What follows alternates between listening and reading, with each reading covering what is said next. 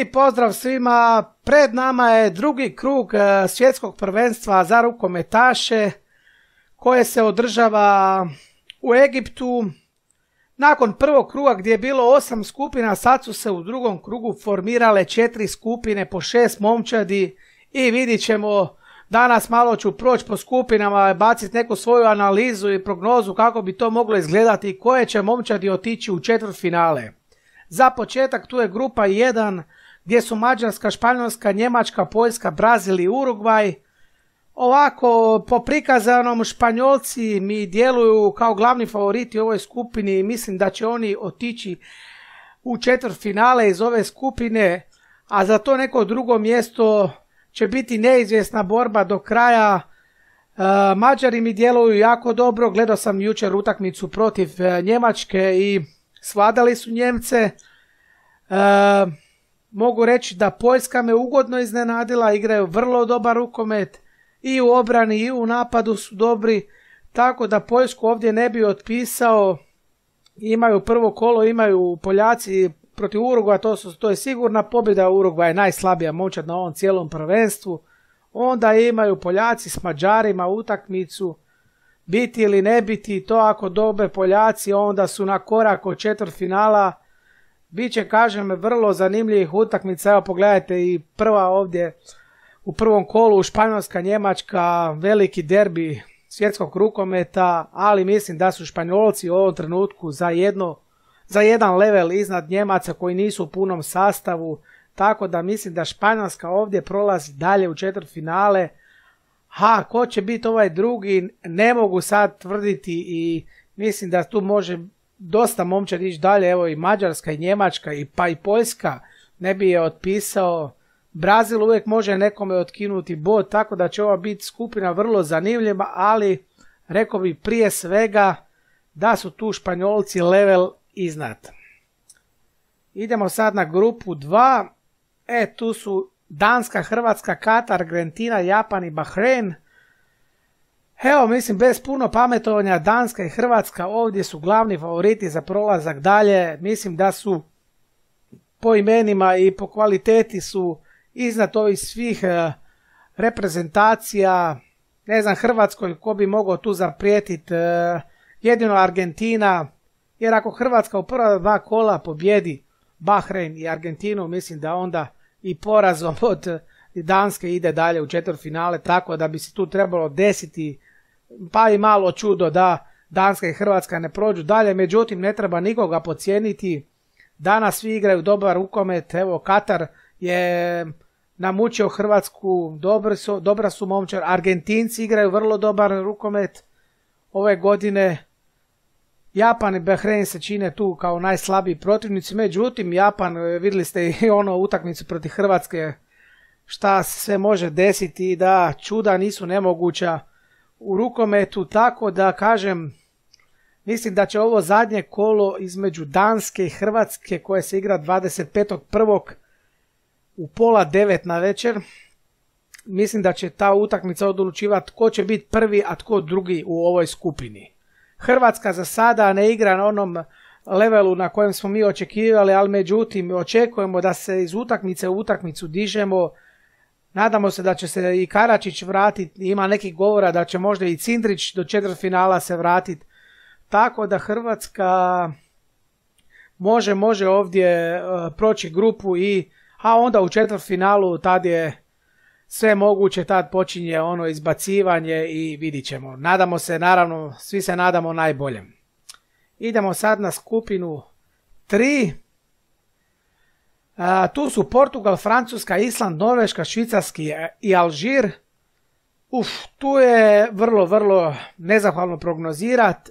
3 momčadi se tu po meni bore za prolazak dalje, to su Portugal, Francuska i Norveška. Pogledajte sad te utakmice, odmah prvo kolo Portugal, Norveška, tu će se puno stvari znati, tko ovdje dobije, taj ima velike šanse za prolazak dalje. Pobjedili Portugal, Norvešku, tad je Portugal, evo mogu reći 90%, 95% u četvrtfinalu, međutim Norveška ako ovdje tuče, a to je po meni izglednije, onda se kreće veliki troboj. Također i Francuzi ovdje imaju prva dva kola dosta, ajmo reći, lakše protivnike. Alžir, pa Island, mislim, Island nije lagan protivnik, ali opet nije baš taj level Francuske. I onda zadnje kolo Portugal, Francuska. Te utakmice dvije će odlučivati o prolasku dalje, znači Portugal, Norveška i Portugal, Francuska. Prvo i treće kolo, te dvije utakmice su po meni ključne koje će odrediti koje dvije momčadi će ići dalje. Evo, ja ću reći da će to biti Norveška i Francuska, ali ne znam, vidit ćemo. Norveška i Francuska mi tu djeluju kao po snazi malo jače od Portugala, međutim Portugal igra iz godine u godinu sve bolji i bolji rukomet i ne bi me uopće čudilo da prođu u četvrtfinale, ali kažem, kad bi već morao birat, onda bi rekao Norveška i Francuska da idu dalje, ali Portugal ovdje će mnogima pomrsiti račune, tako da treba obratiti pozornost na tu momčad.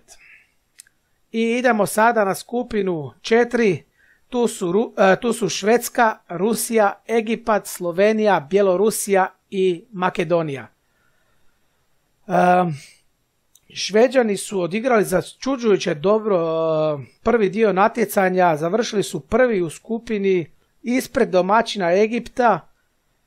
Inače to ne bi bilo iznenađenje, međutim došli su dosta oslabljeni, desetkovani na ovo natjecanje i nisam im dao prevelike šanse, međutim ugodno su me iznenadili, igraju odličan brzi rukomet i ovu utakmicu protiv Egipta stvarno su odigrali na vrlo velikom nivou i pobjedili su Egipat koji je domaćin, koji igrao prva dva kola, lagano je pobjeđivo, tako da me je to malo i začudilo, ali ova skupina 4, to će biti vrlo također neizvjesna.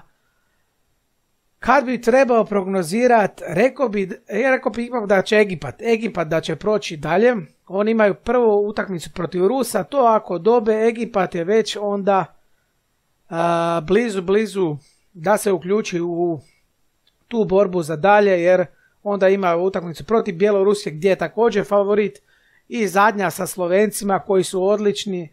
Iako su kao i Hrvatska lošije krenuli u ovo prvenstvo, međutim Slovenci imaju takvu kvalitetu u momčadi da na njih treba računati. Po kvaliteti ja bih rekao Egipat i Slovenija da će ići dalje, međutim to je sad zavrzlama i oni igraju zadnju utakmicu jedni protiv drugi i mislim da će pobjednik iz tog susreta ići dalje, a druga momčad koja će ići, to će vjerojatno biti ili Švedska ili Rusija.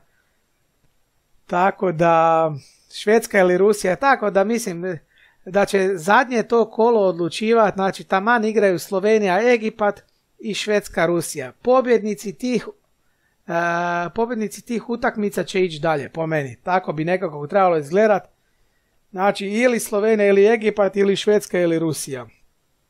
Ne znam, ovako na prvu mi djeluje kao da Egipat da mi je tu da će imati prednost nad Slovenijom i vidit ćemo ko će tu, Rusi ili Šveđani.